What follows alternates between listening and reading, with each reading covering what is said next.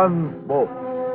Brought to you by L&M, the cigarette you want in the pack you want.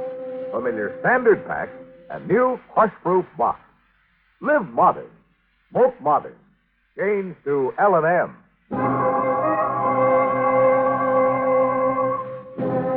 Around Dodge City and in the territory on West, there's just one way to handle the killers and the spoilers, and that's with a U.S. Marshal and the smell of gun smoke.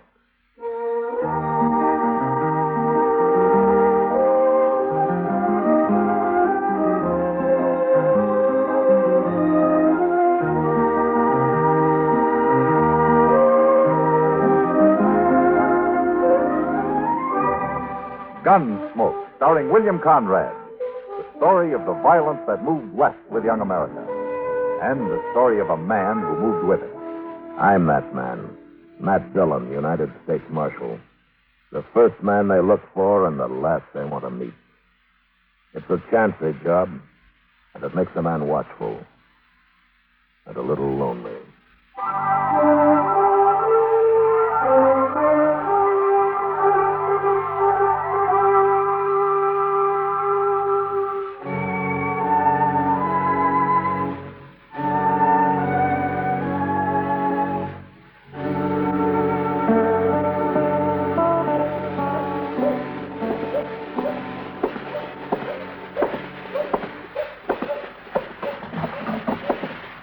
Morning, Miles. 17 minutes, Matthew. 17 minutes exactly since I sent that boy to find you. Oh, is that so? A crime has occurred, Matthew. And dawdling over your breakfast coffee is not likely to bring the culprit to justice. The boy said somebody broke into your store last night, Miles. Aye. How'd they get in? Well, by breaking the glass in the back window. 2 panes at $4.32 a pane. You know, Miles, I told you a year ago you ought to put gratings over those windows like the rest of the stores in town. Aye, but gratings cost money, Matthew. Yeah, and so do burglaries. Well, what did they take? Well, I've been compiling a list. Now, here's exactly what's missing. 1 blue blanket, retail price $6.40. 1 blue denim jacket, size 36, retail price $2. The prices aren't important, Miles. Oh, to me they are. I have a certain respect for money. Yeah, so I've heard. What else is missing? Well, now, let me see. 1 hat, gray, Meston, of course, finest quality. Yeah, I know. I got one, Miles. Go on with the rest of your list. All right. 1 pair of boots, size 6, hand-tooled, inlaid with kid, retail price $12. Here, let me take a look at it, will you? Oh, nice. Thanks. 2 flannel shirts, 5 pounds slab of bacon, 3 pounds of dried beans, pound of salt, box of matches, a skillet. Looks like you've just grub staked somebody, Miles. I expect you to recover each and every one of those items. Oh, I'll try to. 1 canteen, 1 hand axe, 2 pounds of cheese, and 1 .44 caliber Colt revolver. Model 6A, retails at $56.80. What about cartridges? You don't have them on the list. No, I'm out of cartridges. I'm expecting a case in today. Well, the gun won't be much use without them. Wonder if any place else was robbed last night. Good heavens. Oh, what's the matter? Here's something else has been taken, Matthew. There were 3 bottles right there on that shelf, and now there's only 2. Bottles of what? Yeah, perfume. Imported all the way from Paris, France. Now, what would a man like that grubstake himself want to see a perfume for? Maybe it wasn't a man, Miles. Huh? And the size of those boots and the jacket, it would take a pretty small man to wear clothes like that. Oh, you mean a girl? Now, what in the name of heaven would she be up to? I don't know. Mr. Jones? Yeah, what is it, sir? Wilbur Jones. Somebody come into his store, held him up a while ago. What? Did he recognize it? No, sir. He stuck a gun in his back, made him go into the storeroom, and locked the door on him. He said whoever it was had a real soft voice, like a kid. Huh? Mr. Jones hadn't been to the bank yet, so at least there wasn't no cash, so... Well, what was stolen? Nothing, except a box of 44 caliber cartridges.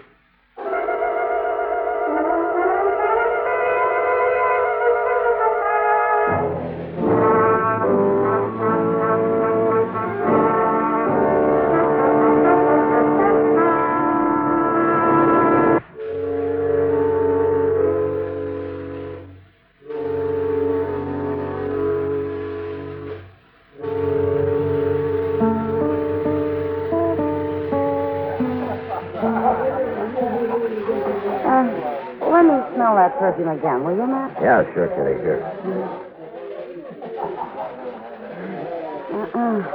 Not any scent I know. But I'd sure like to. You say Miles has got 2 more bottles of it? I got this sample from one of them.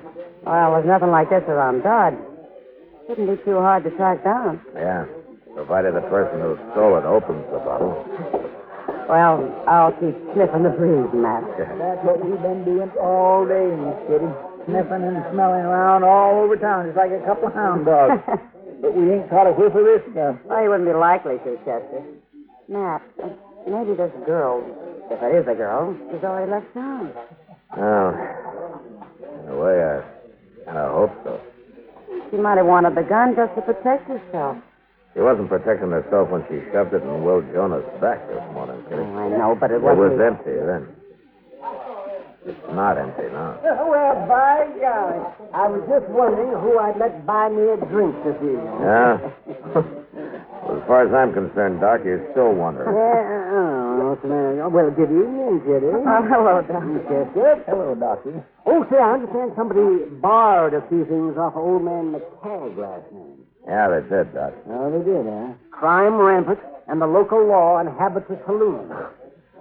Here, Doc, smell this, will you? Huh? What do you mean? Oh, yeah. Say, what do you do, Matt? Put it on your hair or use it when you shave? You ever smell that scent anywhere before, Doc? Oh, slightly familiar. No?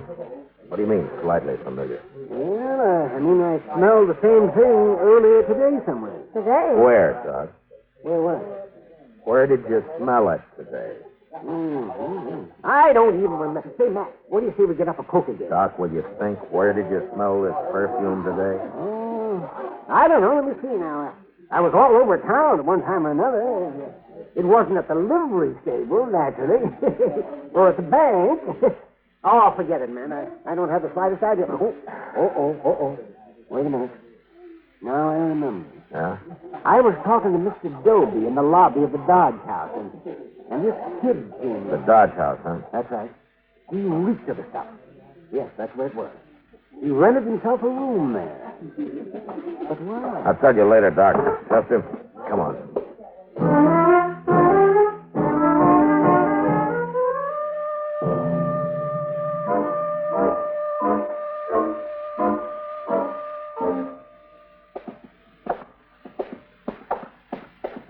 It's next door on the left there, Mr. Jones, according to what Mr. Doby said. Yeah.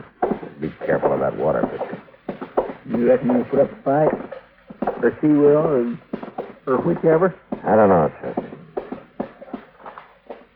All right, go ahead and knock. Let's get clear before the door opens up.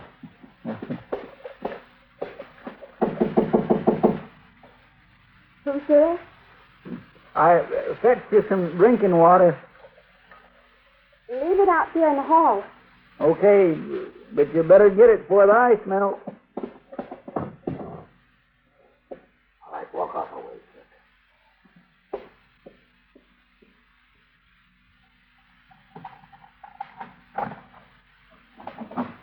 Get your hands up. You're under arrest. What? Chester, come here, take the gun. All right, get back in the room. No use getting the whole hotel stirred up. I ain't done nothing. You got no call to arrest me. Inside, I said.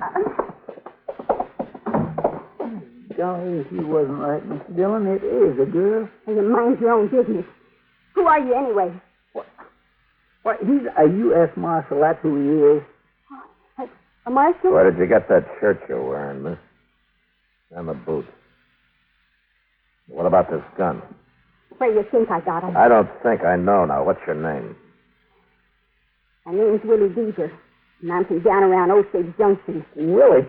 What kind of a name's that for a female? Why, you shut your tater Willie. trap. How old are you? 16. It's any of your business.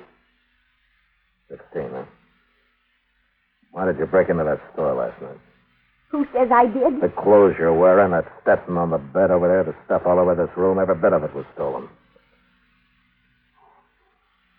How'd you figure it was me, Marshal? That perfume you took.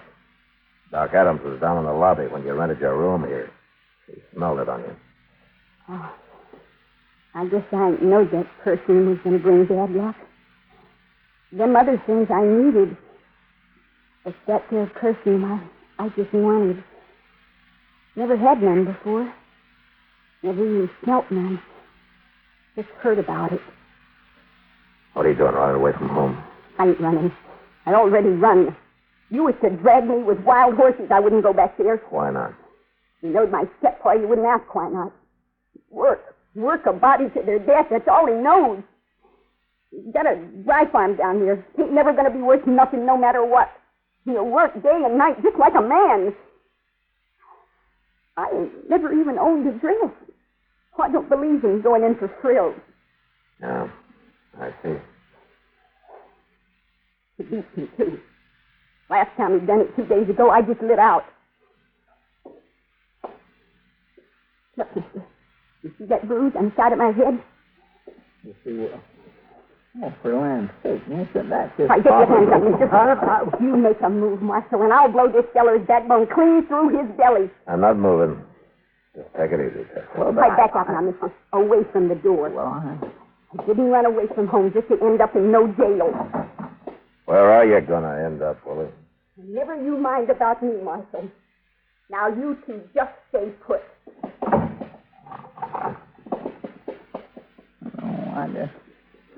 I'm awful sorry, Mr. Dillon. I didn't have no idea what she's up to. She doesn't either, Chester.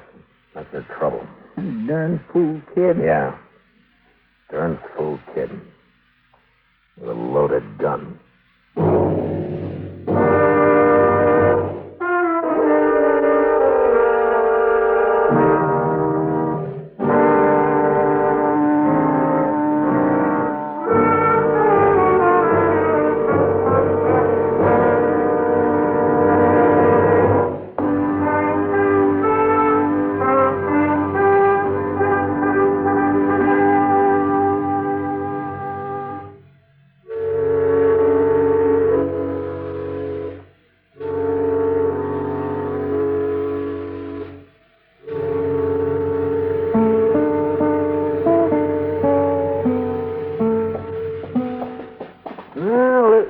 Matthew.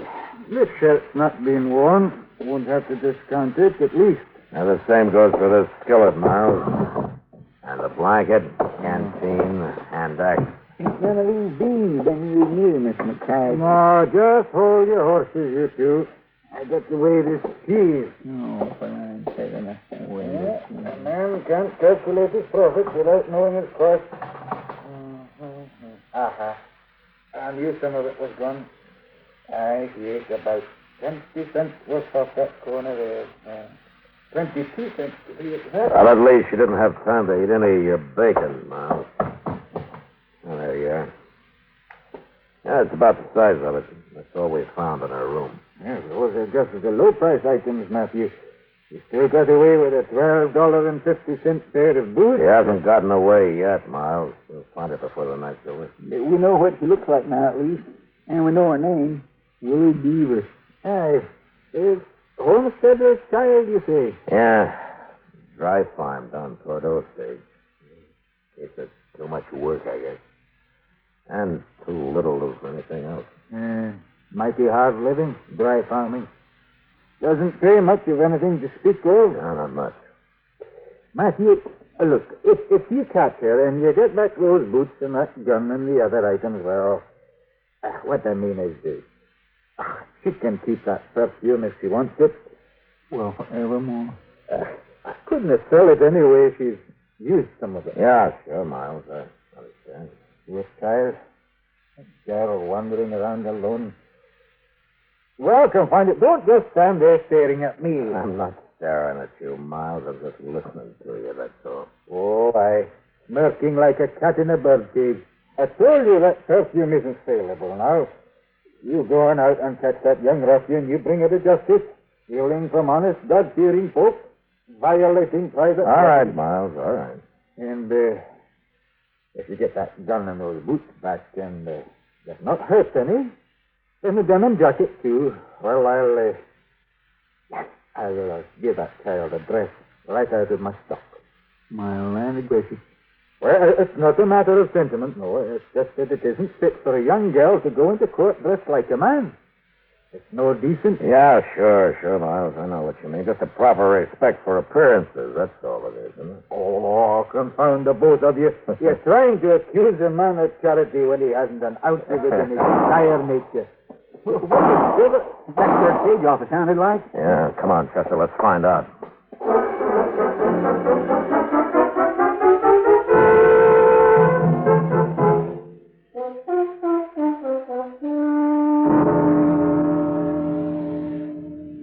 So help me, Marshal. I didn't know.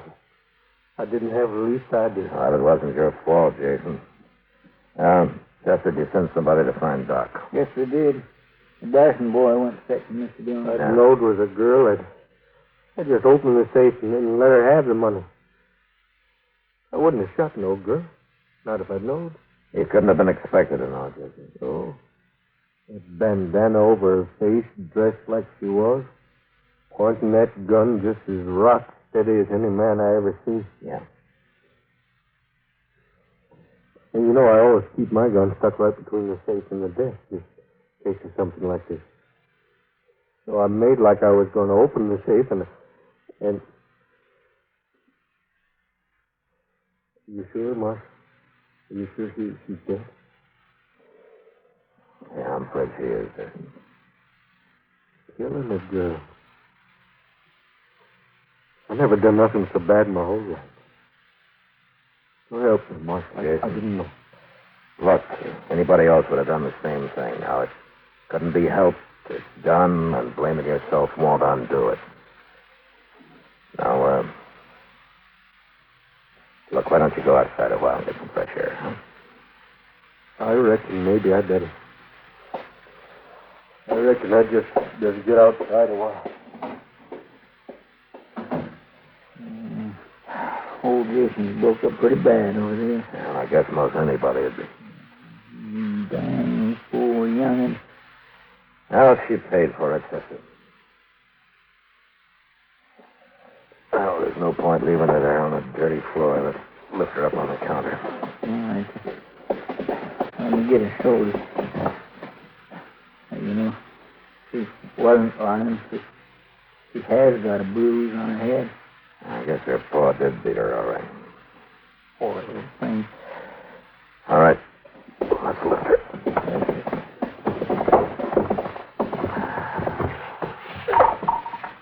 Well, what's that fella out of her jacket? Mr. Dillon. Yeah, I know. It's her perfume.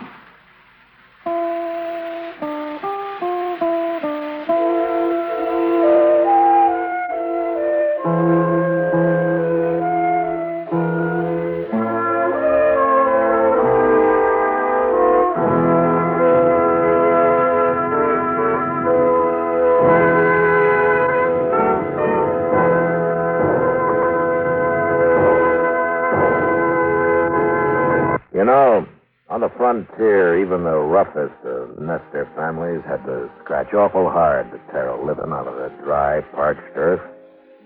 Yet next week, a lone ranch woman has to kill the one person who might have helped her. Gunsmoke. Produced and directed by Norman Macdonnell, stars William Conrad as Matt Dillon, U.S. Marshal. The story was specially written for Gunsmoke by Les Crutchfield, with editorial supervision by John Meston. The music was composed and conducted by Rex Corey. Sound patterns by Tom Hanley and Bill James. Featured in the cast were Ben Wright, Sammy Hill, and Lawrence Dobkin. Parley Baer is Chester, Howard McNear is Doc, and Georgia Ellis is Kitty. We are proud to announce that Rex Corey won the annual Downbeat Magazine Award for the best original scoring of a regularly scheduled radio series as musical director of CBS Radio's Gunsmoke.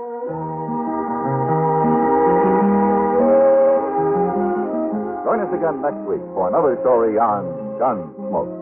This is the CBS Radio Network.